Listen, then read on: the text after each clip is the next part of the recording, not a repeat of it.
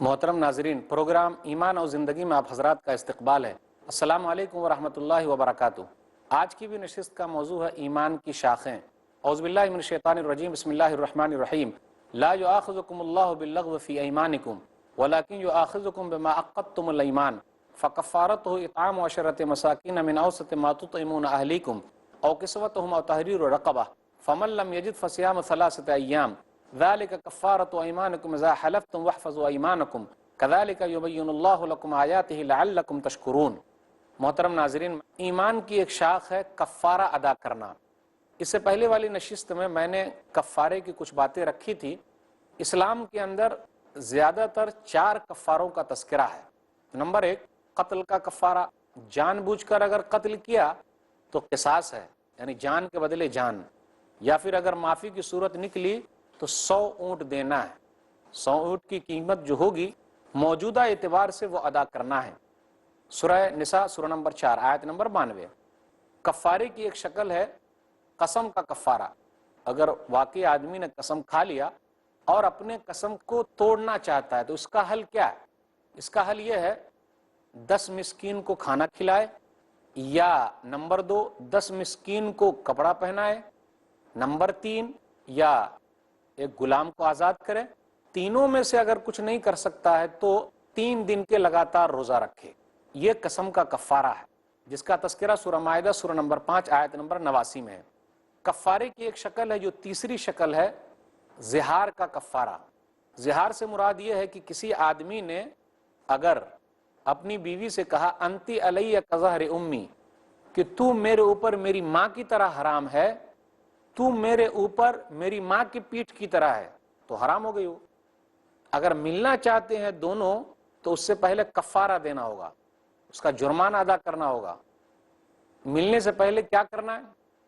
ایک غلام کو آزاد کرنا ہے۔ یہ نہیں کر سکتے تو 2 مہینے کے لگاتار روزہ رکھنا ہے۔ نمبر 3، یا 60 مسکین کو کھانا کھلانا ہے۔ اس کا تذکرہ آیا سورہ مجادلہ سورہ نمبر 58 آیت نمبر 3 اور 4 میں، والذین یظاہرون من نسائہم ثم یعودون لما قالوا فتحریر رقبۃ من قبل ان یتماسا ذلکم توعظون بہ واللہ بما تعملون خبیر فمن لم یجد فصیام شہرین متتابعین من قبل ان یتماسا فمن لم یستطع فاطعام 60 مسکینا ذلک لتؤمنوا باللہ ورسولہ وتلک حدود اللہ وللکافرین عذاب علیم۔ زہار کا کفارہ سورہ مجادلہ کی ان دونوں آیتوں میں ہے، جس کا خلاصہ میں نے بیان کر دیا۔ پھر اسی طرح چوتھی شکل ہے کفارے کی، اگر کسی روزے دار نے رمضان کے مہینے میں دن میں روزے کی حالت میں اپنی بیوی سے جمع کر لیا تو اس روزے کا بدلہ بھی اس کو کفارہ دینا پڑے گا۔ حدیث کے اندر آیا، صحیح بخاری کتاب الصوم کتاب نمبر 30 باب نمبر 30 حدیث نمبر 1936۔ ابو ہریرہ رضی اللہ تعالیٰ عنہ کہتے ہیں کہ ایک آدمی نبی صلی اللہ علیہ وسلم کے پاس آیا اور کہا، ہلکت، اللہ کے رسول میں ہلاک ہو گیا۔ مالک، کیوں ہلاک ہو گئے، کیوں برباد ہو گئے؟ وقعت علی امرأتی وانا صائم، میں نے روزے کی حالت میں اپنی بیوی سے جمع کر لیا ہے۔ تو نبی صلی اللہ علیہ وسلم نے فرمایا، هل تجد رقبۃ تعتقها، کیا تم ایک غلام آزاد کر سکتے ہو؟ کہا نہیں۔ دیکھیے غور کر لیجئے، اسلام غلام کو آزاد کروانا چاہتا ہے۔ فَهَلْ تَسْتَطِيعُ أَن تَصُومَ شَهْرَيْنِ مُتَتَابِعَيْنِ، جب نبی صلی اللہ علیہ وسلم نے پوچھا ایک غلام کو آزاد کر سکتے تو اس نے کہا نہیں۔ کیا تم لگاتار 2 مہینے کے روزہ رکھ سکتے ہو؟ یہاں بھی غور کر لیجئے، اگر دن میں روزے کی حالت میں میاں بیوی مل لیے تو کفارہ ایک غلام کو آزاد کرنا۔ نمبر 2، وہ نہیں کر سکتے تو 2 مہینے کے لگاتار روزہ رکھنا۔ اس آدمی نے کہا نہیں، تو نبی صلی اللہ علیہ وسلم نے فرمایا، فَهَلْ تَجِدُ إِطْعَامَ 60 مسکینا، کیا 60 مسکین کو کھانا کھلا سکتے ہو؟ اس نے کہا نہیں۔ جرمانہ نمبر 3 کیا ہے؟ اگر دن میں بیوی سے مل لیے تو 60 مسکین کو کھانا کھلانا۔ تو اس آدمی نے کہا نہیں، میں نہیں کر سکتا ہوں، میرے پاس طاقت نہیں ہے۔ تو وہ آدمی بیٹھا رہا، اتنے میں نبی صلی اللہ علیہ وسلم کے پاس کھجور کی ایک ٹوکری آئی۔ تو نبی صلی اللہ علیہ وسلم نے اس سے کہا این السائل، نبی صلی اللہ علیہ وسلم نے پوچھا این السائل، سوال پوچھنے والا کہاں ہے؟ اس نے کہا ہاں اللہ کے رسول میں حاضر ہوں۔ نبی صلی اللہ علیہ وسلم نے فرمایا، خذ ھذا فتصدق بہ، یہ لے جا اور صدقہ و خیرات کر دے۔ تو وہ آدمی کہنے لگا الا افقر منی یا رسول اللہ، کیا اللہ کے رسول مجھ سے بھی زیادہ کوئی غریب آدمی ہے اس پر صدقہ کروں؟ فواللہ ما بین لابتیہ اہل بیت افقر من اہل بیتی، اللہ کی قسم دو پہاڑوں کے درمیان مجھ سے زیادہ غریب کوئی نہیں ہے۔ فضحک النبی صلی اللہ علیہ وسلم حتی بدت انیابہ، تو نبی صلی اللہ علیہ وسلم ہنسنے لگے یہاں تک کہ یہ دانت نظر آ گیا۔ تو نبی صلی اللہ علیہ وسلم نے فرمایا فاطعموا اہلک، جاؤ اپنے گھر والے کو کھلا دینا۔ تو کفارہ جو ہے یہ چار شکل کا ہے، قتل کا ہے، زہار کا ہے، یعنی اپنی بیوی سے کہہ دیا تو میرے اوپر میری ماں کی طرح حرام ہے، اسی طرح قسم کا ہے نمبر 3، اور نمبر 4 ہے دن میں بیوی سے مل جانے کا کفارہ۔ یہ کفارے کی شکل ہے۔ جو یہ سب ادا کرتا ہے ایمان کی شاخ اس کے اندر موجود ہے۔ ایمان کی ایک شاخ یہ ہے نظر کو پوری کرنا، وعدے کو پورا کرنا۔ یا ایھا الذین آمنوا اوفوا بالعقود، وعدہ کر لیا تو وعدہ پورا کرنا ہے، عہد کر لیا تو عہد کو پورا کرنا ہے، پیچھے نہیں ہٹنا ہے، وعدہ خلافی نہیں کرنی ہے۔ اے ایمان والو عہد کو پورا کرو۔ سورہ مائدہ سورہ نمبر 5 آیت نمبر 1۔ او نظرتم من نظر فإن اللہ یعلم وما للظالمین من انصار، سورہ بقرہ سورہ نمبر 2 آیت نمبر 270۔ اور جو تم نے نظر مانی ہے اللہ اس کو جانتا ہے، ظالموں کا اللہ مددگار نہیں ہے۔ سورہ نحل سورہ نمبر 16 آیت نمبر 91۔ وَأَوْفُوا بِعَهْدِ اللَّهِ إِذَا عَاهَدتُّمْ، اللہ تعالیٰ سے تم لوگوں نے جو عہد و پیمان کیا ہے اس کو پورا کرو۔ وَأَوْفُوا بِعَهْدِي أُوفِ بِعَهْدِكُمْ وَإِيَّايَ فَارْحَبُونَ، سورہ بقرہ سورہ نمبر 2 آیت نمبر 40۔ تم لوگوں نے جو عہد و پیمان کیا ہے مجھ سے، عہد و پیمان کو پورا کرو، میں تمہارا عہد و پیمان پورا کروں گا، اور مجھ سے ہی ڈرتے رہو۔ ان آیتوں سے یہ پتہ چلتا ہے کہ آدمی جس سے بھی عہد و پیمان کرے، معاہدہ کرے، معاہدے کے حساب سے رہے، معاہدے کو پورا کرے۔ وعدہ کرتا ہے وعدہ پورا کرے، یہ مومن کی نشانی ہے۔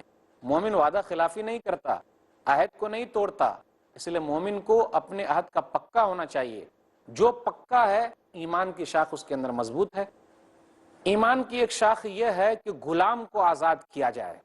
ایک حدیث کے اندر آیا، صحیح بخاری کتاب و کفارات الایمان کتاب نمبر 84 حدیث نمبر 6715، من اعتق رقبۃ مؤمنۃ اعتق اللہ بکل عضو منہ عضوا من النار حتی فرجہ بفرجہ، جس نے ایک مومن آدمی کو آزاد کر دیا اللہ تعالیٰ اس کے ہر عضو کے بدلے، ہر حصے کے بدلے اس آدمی کے حصے کو جہنم سے آزاد کرے گا، یہاں تک کہ اس کی شرمگاہ کے بدلے بھی اس کی شرمگاہ کو جہنم سے آزاد کرے گا۔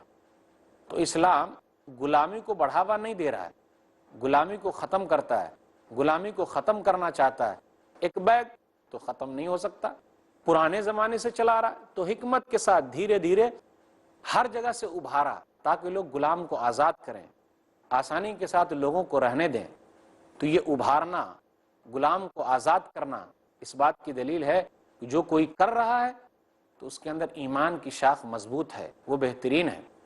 ایمان کی ایک شاخ یہ ہے کہ ہم اللہ تعالیٰ کی نعمتوں کو یاد کریں اور اللہ کا شکر ادا کریں۔ اعملوا آل داود شکرا وقلیل من عبادی الشکور، سورہ سبا سورہ نمبر 34 آیت نمبر 13۔ اے داؤد کے خاندان والو اللہ کا شکر ادا کرو، میرے شکر گزار بندے بہت کم ہیں۔ شکر کا معنی ہے صرف زبان سے کام نہیں چلے گا، اللہ کا شکر، الحمدللہ اللہ کا شکر ہے، زبان سے بھی شکر، جسم سے بھی شکر، اللہ نے طاقت دی ہے تو اس کو صحیح جگہ پہ لگائیے۔ پھر اسی طرح مال کا بھی شکر اللہ کے راستے میں دیجئے، اللہ چاہتا ہے کہ اس کی نعمت کا شکریہ ادا ہو۔ سورہ بلد سورہ نمبر 90 آیت نمبر 8 اور 9 غور کر لیجئے۔ الم نجعل لہ عینین ولسانا وشفتین، کیا ہم نے اس کو 2 آنکھیں نہیں عطا کی، ایک زبان اور 2 ہونٹ نہیں دیے؟ اللہ کی نعمتیں ہیں۔ وَإِن تَعُدُّوا نِعْمَةَ اللَّهِ لَا تُحْصُوهَا، سورہ ابراہیم سورہ نمبر 14 آیت نمبر 34، سورہ نحل سورہ نمبر 16 آیت نمبر 18۔ اللہ کی نعمتوں کو گننا چاہو تو گن ہی نہیں سکتے ہو۔ اللہ اپنی نعمت کو بندے کے اوپر دیکھنا چاہتا ہے۔ اللہ نے مالدار بنایا ہے تو اللہ کا شکر ادا کیجئے، اور مال کو اللہ کے راستے میں لگائیے، اپنے اوپر بھی خرچ کیجئے، پھٹا پرانا مت پہنیے، مت دکھائیے، لیکن تکبر نہیں کرنا ہے۔ مال کی وجہ سے دوسرے کو حقیر نہیں جاننا ہے، میں مالدار ہوں، بھئی اللہ نے بنایا ہے، اللہ جھٹکے میں غریب بھی بنا دے گا، اور یہ اللہ کا نظام ہے جو چل رہا ہے۔ قل اللہم مالک الملک تؤتی الملک من تشاء وتنزع الملک ممن تشاء وتعز من تشاء وتذل من تشاء بیدک الخیر۔ سورہ ال عمران سورہ نمبر 3 آیت نمبر 26۔ کہہ دیجیے اے اللہ بادشاہوں کا بادشاہ، جس کو چاہے بادشاہت دے دے، جس سے چاہے بادشاہت چھین لے، جس کو چاہے عزت دے، جس کو چاہے ذلیل کر دے، ساری بھلائی تیرے ہی ہاتھ میں ہے، تو ہر چیز پر قادر ہے۔ ناظرین کرام، یہ سلسلہ چلتا رہے گا، تھوڑے سے وقفے کے لیے رکتے ہیں، پھر دوبارہ آپ سے ملاقات ہوگی۔ السلام علیکم ورحمۃ اللہ وبرکاتہ۔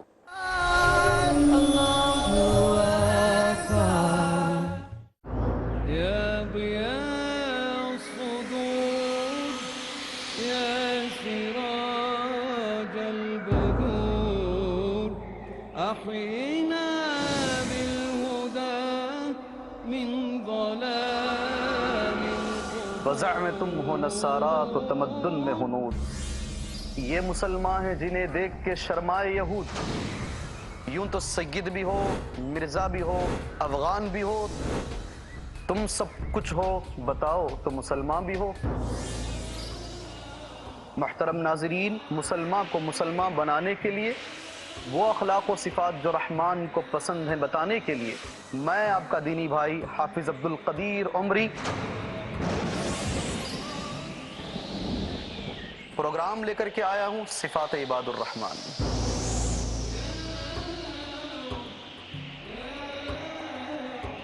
دنیاوی غفلت سے بیداری کے لیے ضروری ہے کہ ہر مسلمان پرکھے شریعت کی کسوٹی پر اپنا ایمان۔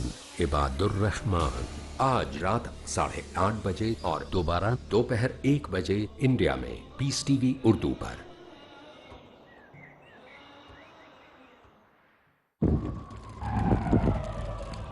Dialogue, discussion, debate, rebuttal, conclusion.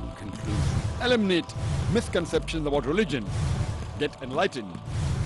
Witness Dr. Zakir Naik in a battle of words in Crossfire. کل رات 8:30 بجے اور دوبارہ صبح 8:30 بجے انڈیا میں پیس ٹی وی اردو پر۔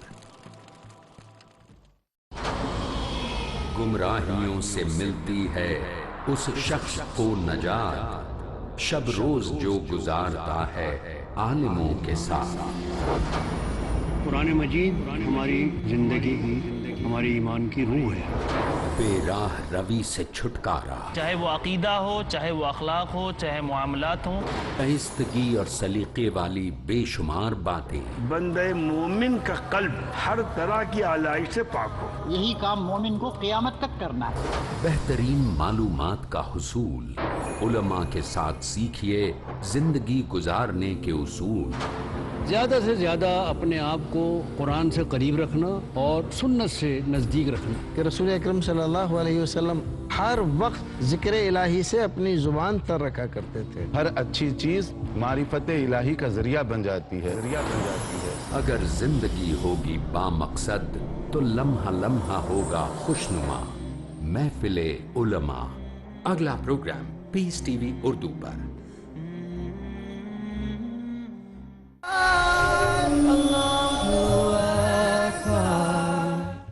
محترم ناظرین، وقفے کے بعد دوبارہ ہم آپ کی خدمت میں حاضر ہیں۔ السلام علیکم ورحمۃ اللہ وبرکاتہ۔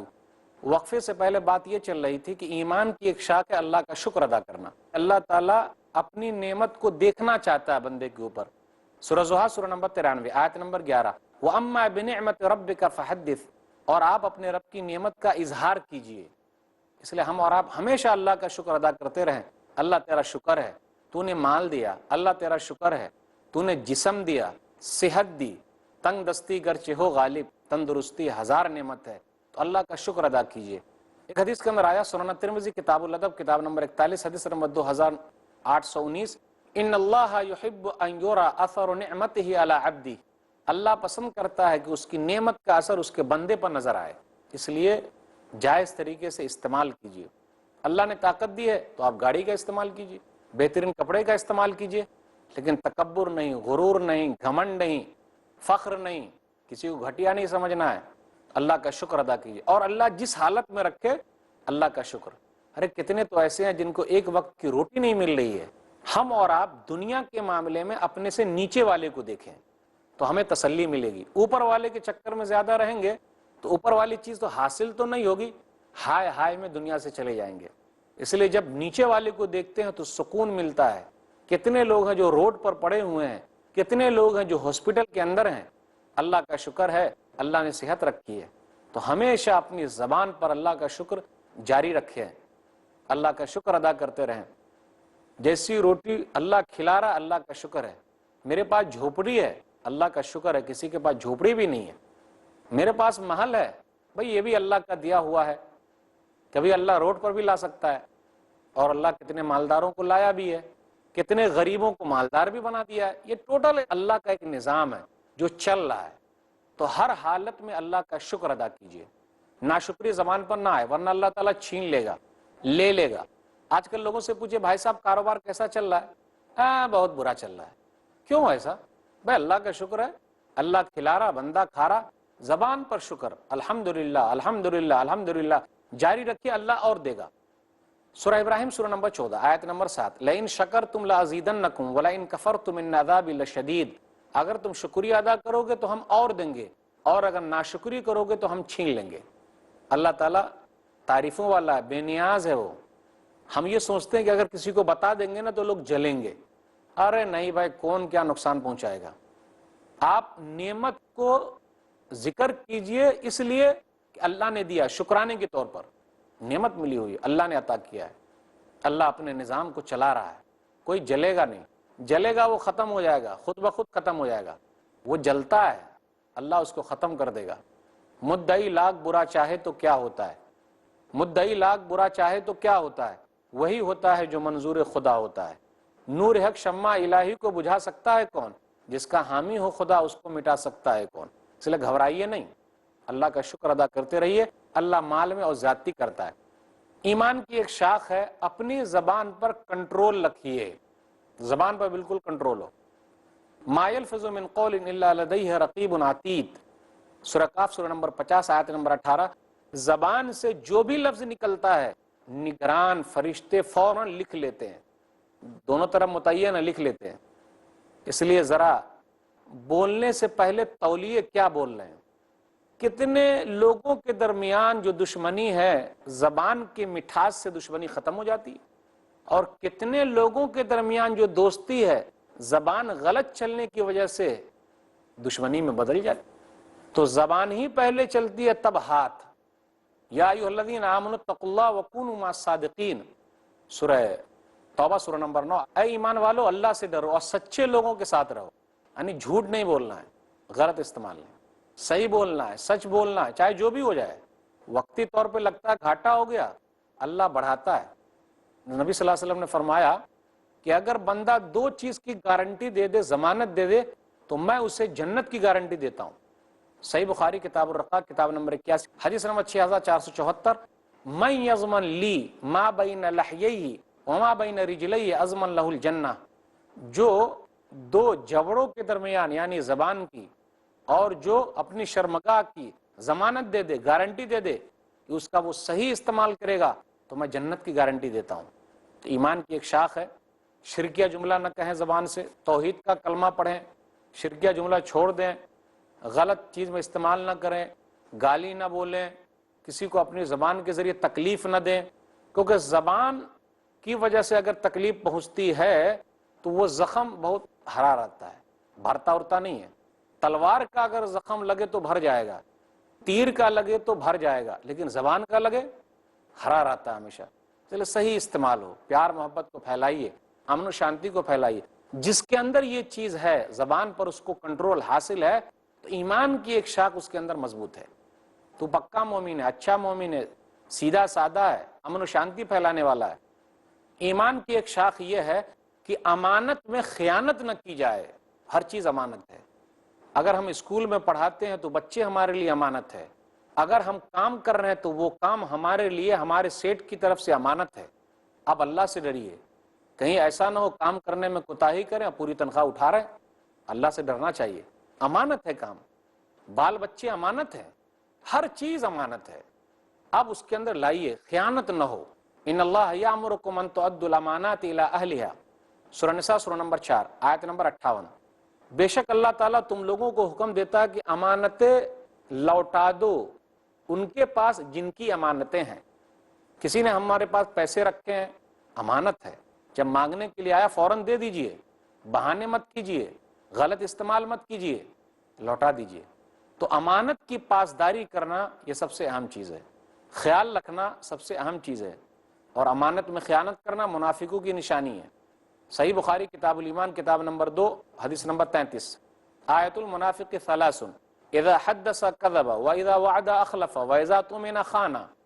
منافق کی نشانی یہ ہے جب بھی بات کرے جھوٹ بولے، واذا وعد اخلف، جب وعدہ کرے وعدہ خلافی کرے، جب بھی وعدہ کر رہا ہے وعدہ خلافی، کل دوں گا، پرسوں دوں گا، بار بار گھما رہا ہے، کل آ جائیے، کل پرسوں آ جائیے، پھر آپ 1 مہینے کے بعد آئیے، یہ کیوں بھائی؟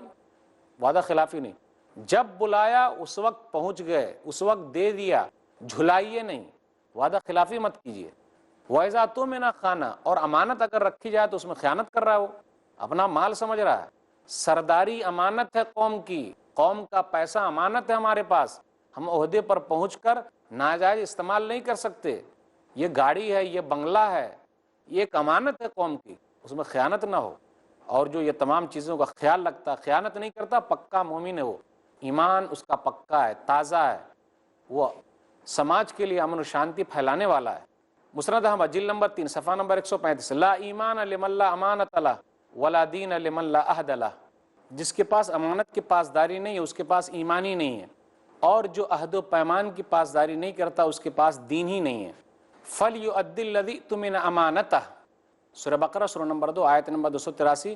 تو اس کو چاہیے کہ امانت اگر دی گئی ہے تو اس کو وہ پورا کرے، ادا کر دے، لوگوں کی لوٹا دے امانت کو۔